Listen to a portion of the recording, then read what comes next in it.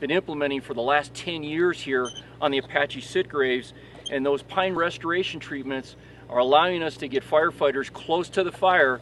The fire has been in the canopies of the trees in the afternoons, and as you can see behind me right now, the fire this early in the morning is at a lower intensity, and that's the exact same thing that happens, that when the fire runs and reaches those pine restoration treatments, it lowers onto the ground, the intensity drops, and it gives the firefighters the opportunity to aggressively fight fire and do it very safely. We're also utilizing roads as control features here, and we're burning off those roads with the hotshot crews, and then we've got other firefighters and engines that are supporting the hotshot crews and trying to hold that fire on those roads.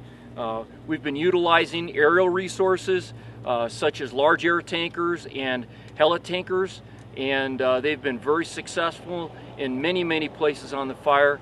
We're looking forward to another successful day today, and the weather is going to be cooperating with us just a little bit, but we're looking forward to another great day, and if you have any quick questions, I'd be happy to take them. What are the winds like right now? I know we've been here since this morning. We're starting to see that smoke kind of go north a little bit. Do you have any numbers on what the wind is like in that area? The wind right now is variable, and it's less than 5 miles an hour. As the heating of the day increases, we're expecting to see those winds increase, but we're not expected to see the winds that we've had here for the last 4 or 5 days. So that's gonna benefit the firefighters. You said 5 miles per hour in that area? Yeah, up on the mountain right now, yes. We saw slurry drops late into the evening last night. How much work were they able to do on the mountain? The aerial resources that we have, the large air tankers and the heavy heli tankers, they were able to work with the firefighters, and we always use those resources when we have boots on the ground, and they were extremely successful. They were doing a burnout operation on the east flank of the fire, and those resources were critical in holding that fire along that burnout operation. So we're going to continue to use those today. At this point, what communities are still threatened? We still have 3 subdivisions that are still threatened, and Bill is going to give you a list of the number of houses and structures. They're still evacuated, and we've been working with the Sheriff's Department, and they've just done an excellent job in assisting us. At this point, does it look like there will be any more evacuations? We're not anticipating right now, but we're also asking people to always be prepared in the event that we do ask for a pre-evacuation or an evacuation. And then, any injuries to the firefighters? We have no injuries to firefighters yet. Any estimated cost so far? No estimated cost as yet. We're only 3 days into it.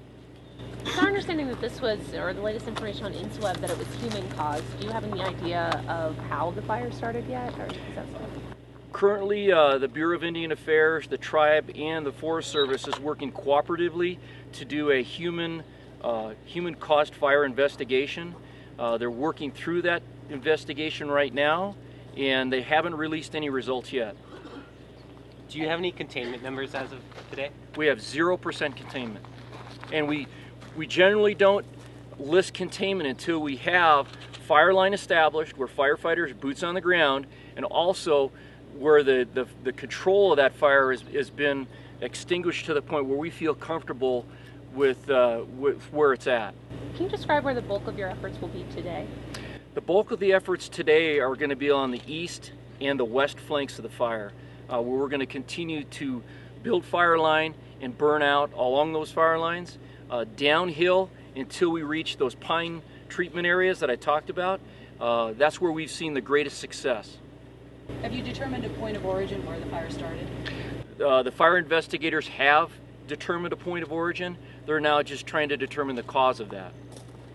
And is it too early to talk about the structural damage? I know there were 90 structures. I mean, not if there was damage, but then I know those were in the area that was affected. There were 90 structures there. Do you know what the damage is like yet? None of those 90 structures have been impacted by this fire. Firefighters have been successful to keep the fire away from those structures. Can you talk about what led to the fire jumping the east and west flanks yesterday? Yesterday afternoon, we had firefighters on the east and west flanks. They had put in some fire lines. The winds increased And as those winds increased, we got spot fires across those control lines.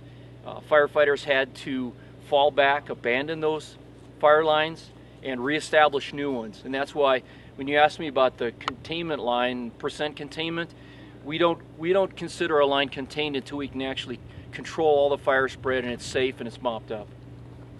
How far has the fire gotten from the evacuation areas?